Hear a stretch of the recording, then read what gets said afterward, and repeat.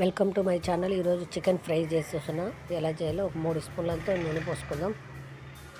సన్నగా తరిగి పెట్టుకున్న 3 ఉల్లిపాయలు కట్ చేసుకుందాం చిన్న ముక్కలాగా. మంచిగా దోరగా వేపుదాం.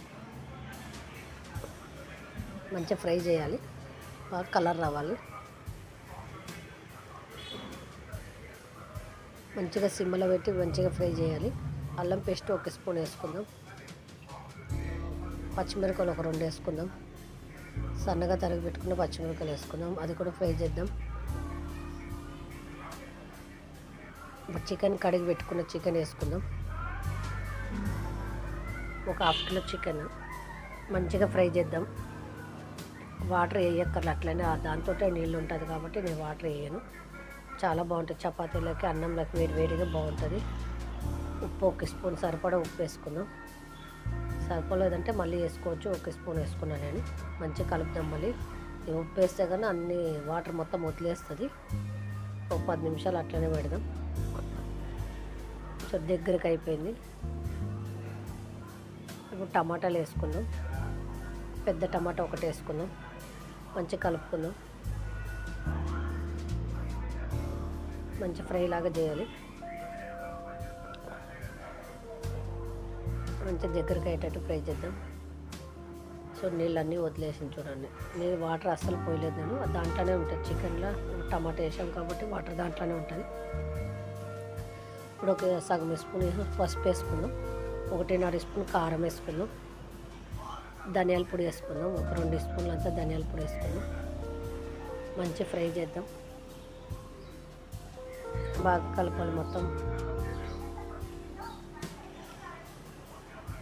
మంచి కలర్ వచ్చేటట్టు ఫ్రై చేద్దాం. చికెన్ మసాలా వేసుకుందామండి. 1 స్పూన్ చికెన్ మసాలా వేసుకుందాం.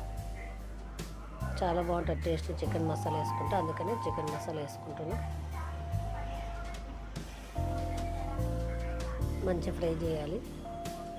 వాటర్ అనేది నేను పోయలేదు, అప్పుడే గ్రేవీ బాగుంటుంది.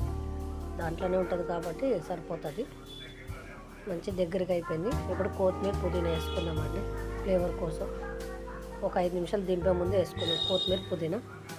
మంచి ఇది కూడా ఫ్రై చేద్దాం బాగా.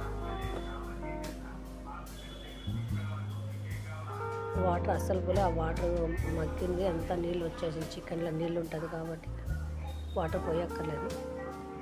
చాలా బాగుంటుంది చికెన్ ఫ్రై. మంచిగా దగ్గరికి వేసి వండితే చపాతీలకి అన్నంలోకి వేడి అన్నం కలుపుకోవచ్చు. కూర అయిపోయిందండి చికెన్ ఫ్రై. మంచి దగ్గరికి అని చూడండి. చపాతీలో పెట్టుకోవచ్చు, అన్నంలో కూడా పెట్టుకోవచ్చు. ఎందుకంటే మొత్తానికి ఫ్రై లాగా కాకుండా మరి గ్రేవీ లాగా బాగుంటుంది. ఇప్పుడు ఒక బౌల్లో తీసుకున్నామండి.